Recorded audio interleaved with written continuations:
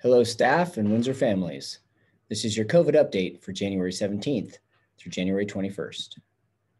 Crisis Go registration. The new testing registration link from Crisis Go has been released. It's available at all of our testing locations, and I've included it in these slides. We're still working on adding a visitor tab for family members.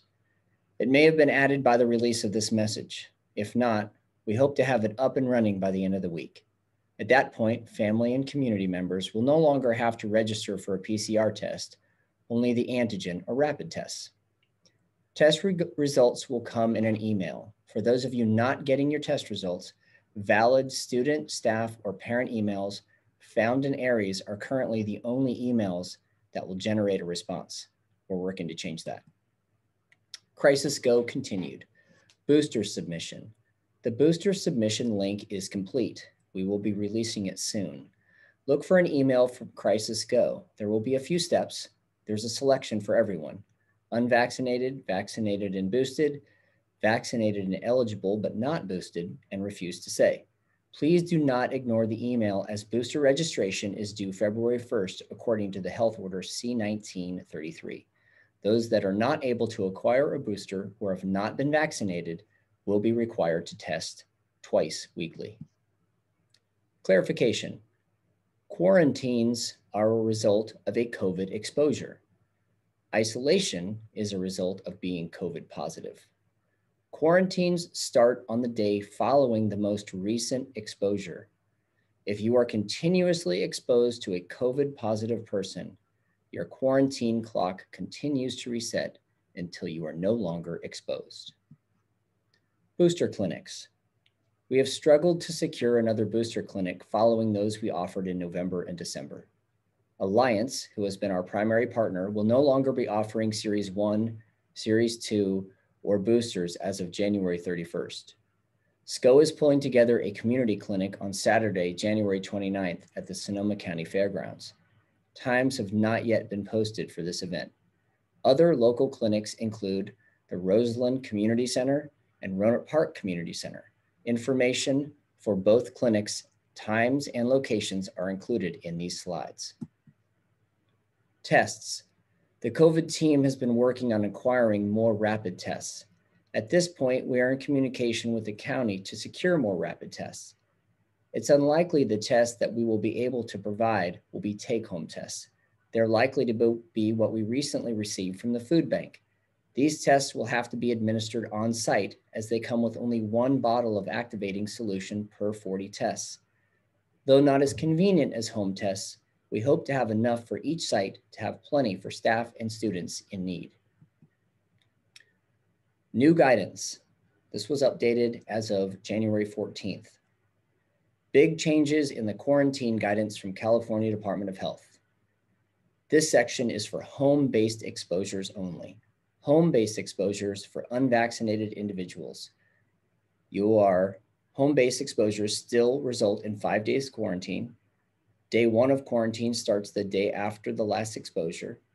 Quarantine can end after day 5 if symptoms are not present and diagnostic specimens, preferably antigen tests, are collected on day 5 or later is negative. The guidance applies to both students and staff. Vaccinated staff and students do not have to quarantine after an exposure if they are asymptomatic.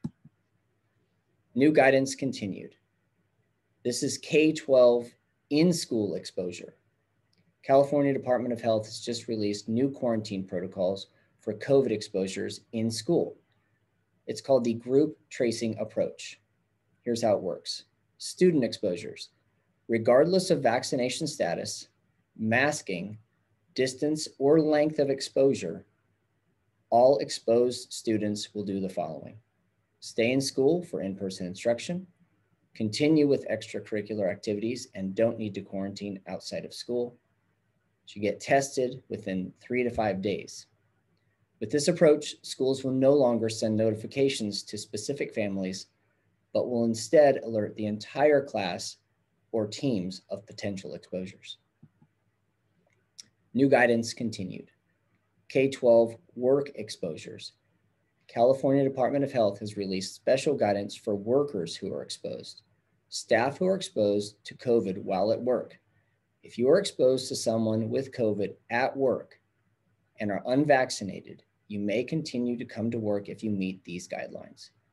You are symptom-free, you wear a well-fitting mask, and you test within 3 to 5 days of the exposure.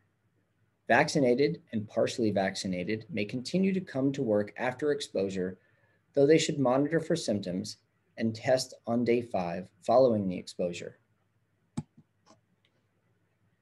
Last week, numbers.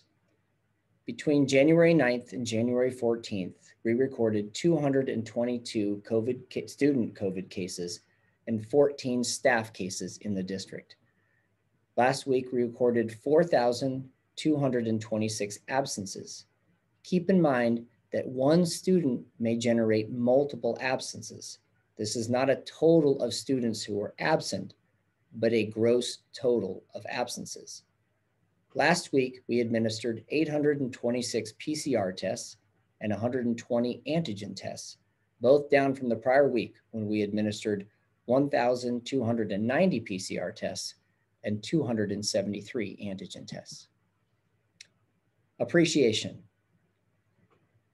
Thank you to Stephanie Keeble and her amazing public health class for organizing and executing distribution of N95 masks at Windsor High School. Thanks to James and Ezekiel for managing the pickup and delivery to each site. Thanks to the testing team for handling the testing needs in our community.